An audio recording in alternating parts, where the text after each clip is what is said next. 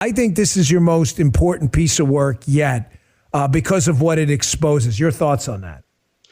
Well, I mean, I agree. This is a film that, I started off by being scared that our basic liberties are in peril.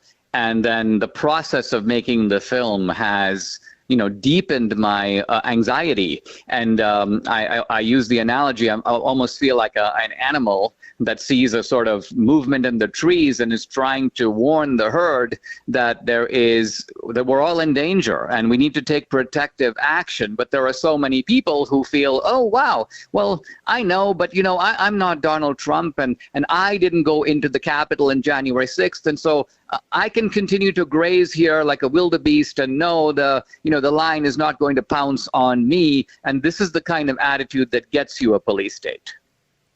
It does. And we're talking to Dinesh D'Souza. He produced the film Police State. I'm involved in this film. I'm actually in the film too.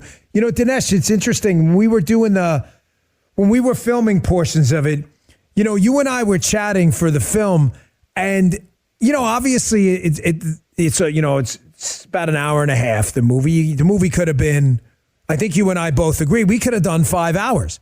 I mean, you and I alone probably talked for 2 hours. And it's interesting, when you and I were done with our segments, everything was like, gosh, this stuff is so good because it's so bad.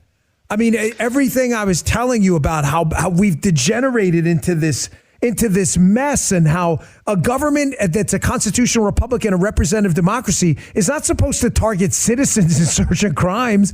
They're supposed to target, crimes in search of the people who did them. Yet it's the exact opposite now.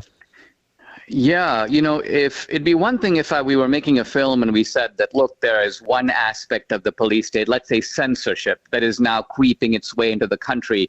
But what terrifies me is that all the signature elements of a police state, I mean, if we think of North Korea, China, the old Soviet Union, they had mass surveillance, they had censorship, they had a rampant ideological indoctrination all the way from the lowest grades of school all the way through colleges and in the media. They were one-party states where the opposition party, if it existed at all, was weak and ineffective. They had political prisoners. So think about it. All these elements are now manifestly present in our society, and it becomes really difficult for us to even use the term United States and free country in the same sentence.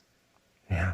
Dinesh, how can people get tickets? I've got a few more questions, but how is the movie going to work? How's it coming in theaters? Is there an online launch? How exactly does that work?